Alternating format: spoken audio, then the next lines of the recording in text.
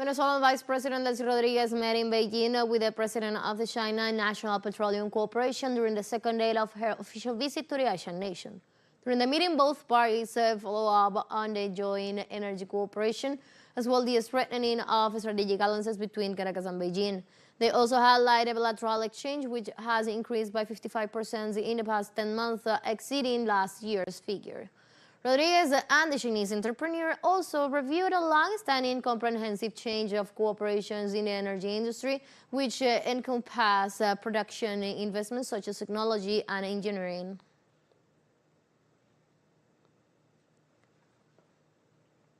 Previously, the high Venezuelan official visited the Beijing Communist Party Museum, where she had the possibility to appreciate the history and struggle of the Chinese people along the 20th century through a state-of-the-art technology exhibition. The museum includes more than 2,000 images and around 4,000 relics that shows the transformation of China in the last 100 years. On behalf of the Venezuelan people and its president, Rodriguez praised the role of the Chinese Communist Party in benchmarks of socialism and in the defense of freedom and sovereignty of the people of the world. And now we continue analyzing the implications of this free trade agreement that was announced between the Mercosur and European Union. For this, we welcome international analyst Ermelinda Malcote. Hello, Ermelinda. Thank you for joining us here and from the South. Thank you for inviting me. Of course, it's a pleasure to have you. So Mercosur and the European Union have announced a free trade agreement, although this still has to go through national parliaments. But what would a free trade agreement like this entail? Who are those most interested on its approval? Well, in Europe, there is a great division about the Mercosur and European Union free trade agreement. Germany and Spain are the most interested in signing the treaty, and we have countries like France, Poland, the Netherlands, Italy, Greece, and other countries that are opposed to it. So that's the main interest for Germany and Spain is to export their industrial products, and the main concern of France and other countries is about agriculture. And also, Ermelinda, just to keep in mind, on the Latin American side, what would such an agreement entail? Well, making a free trade agreement with the European Union is never a good sign for Latin America, I believe, because we have, unfortunately, practices of imperialism, and this is why the treaty has been so long to negotiate, because European Union has always been wanting to take the more the Union could take from the Latin American countries into the Mercosur, and of course European Union will always benefit from it. So it has been very long to negotiate because of the imperialist interest of European Union. They have come to an agreement, but with time the details of the agreement has not been known, because the European Union has negotiated with very no transparency actually. So there will be custom duties that will be lowered very much, almost to zero. But yes, you cannot expect trading with the European Union a fair trade. It will be asymmetrical for Latin America, unfortunately. Right, and you were before saying about the restrictions and also the protests that several European countries have had, the protectors of the population from these countries have had to this possible free trade agreement. Could you get a little bit more into why that is? Why do some sectors, for example, the agricultural sectors of countries like France, for example, have had such massive protest against this agreement? Yes, the problem that exists in France is that the farmers in France are very diverse. You have a great part of them which are very poor, and you have the very big farms, transnational farms. But on the street, you can see the poor farmers. For example, in France, to give some data, the revenue of 1/3 of the farmer is less than 350 euros a month, which is less than 1/4 of the minimum salary of French people. The investment they have to make to build a farm is moreover €500,000. So they are highly in debt. And if you take another data, the suicidal rate of the farmers in France is 45% higher than in the general population. There are people that suffer a lot of the condition they are working in, and it's for sure the free trade agreement with Mercosur will penalize them. On the other hand, we have big farms that are in favor of it, because generally they produce meat and they need soya, they need a lot of product that will be exported from Argentina and the Mercosur country. So this is the big division. And of course, Macron, which is the president of France, he's facing he's on the verge to be dismissed as president of the country. So he cannot afford to have higher and higher strikes and protests from part of the farmers, which represent a political force into France. Yeah, there is also from the opposition of a lot of countries in Europe the question about the sovereignty of those countries, of the state members of European Union, because one specificity of the free trade agreement that is signing European Union is that it doesn't need the unanimity of the country. It just needs a majority of them. Generally, European Union works with unanimity.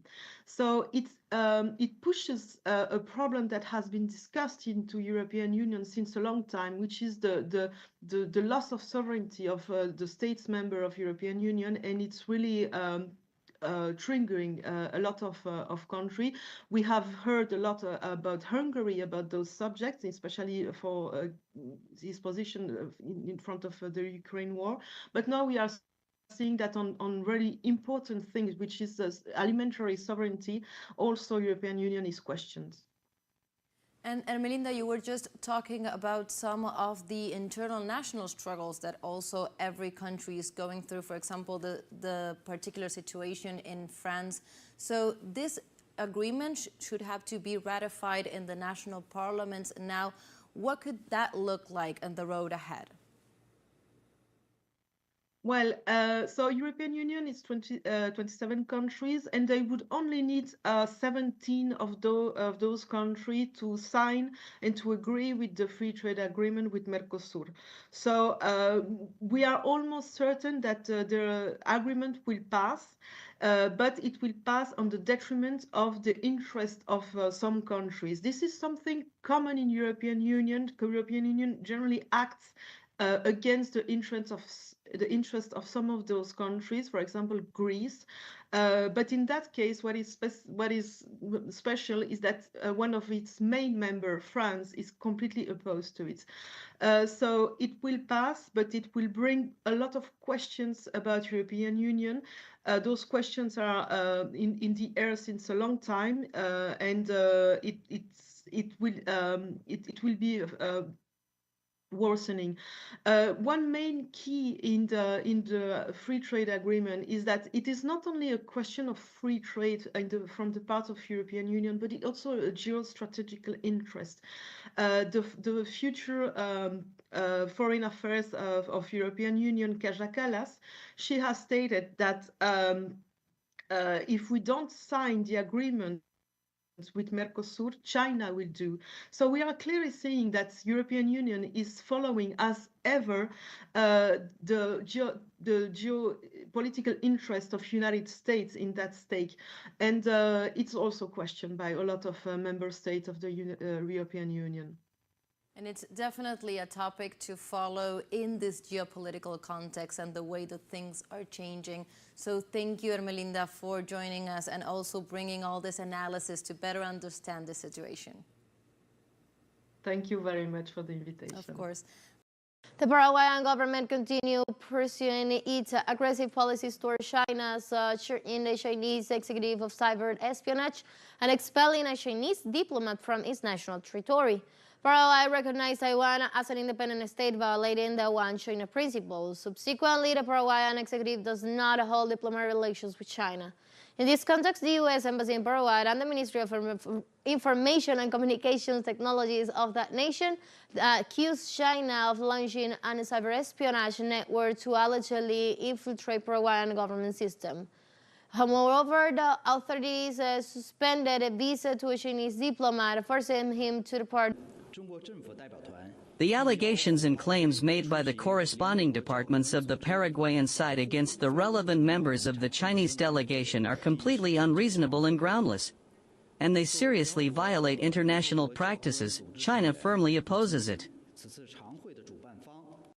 Iran announced on Friday that it has successfully launched a satellite carrying rockets into space in tensions with the West. After a string of unsuccessful tries, the Persian nation has confirmed that this time the launch went as planned. On board the rocket were two rich systems which could enable Tehran to geosynchronize the orbit of its satellites. The West has accused Iran's space program of being means to develop ballistic missiles. On the other hand, the UN has insisted in the past that Iran's satellite launches violates a UN Security Council resolution urging it to not carry out any activity involving missiles capable of creating nuclear warheads. However, Tehran has always maintained that its nuclear and space programs are entirely aimed at peaceful purposes. Bolivia enters the iron and steel era with over 94% progress in the construction of the Yayan Motun steel plant in Santa Cruz. According to the project, the plant is expected to produce 3,500 tons in January 2025 and an average of 200,000 tons a year of the domestic markets. With these figures, the nation will be able to substitute at least 50% of its steel imports. This plan is also expected to have an important social impact on the region, as it is estimated to generate 700 direct and close to 2,000 indirect jobs. In Panama City, trade union workers marched on Thursday afternoon to the National Assembly to urge the lawmakers to repeal the proposed reforms to the Social Security Fund. Hundreds of protesters marched from the Parque Porras to the National Assembly to oppose both the privatization of the pension funds and a potential rise in the retirement age. As a result, nearby businesses, public transport and services face some disruptions while the police keep guard along marchers. However, reports showcases a peaceful rally in which workers stood for the labor rights. And now listen to a member of the Conus Union about the matter.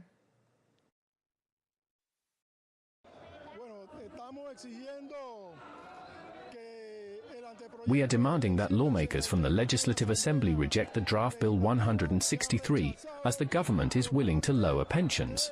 And we cannot allow so. Thus, our current proposal. What we are proposing is a return to the solidarity system. This means we do not accept miserable pensions, pensions that will harm the interests of workers.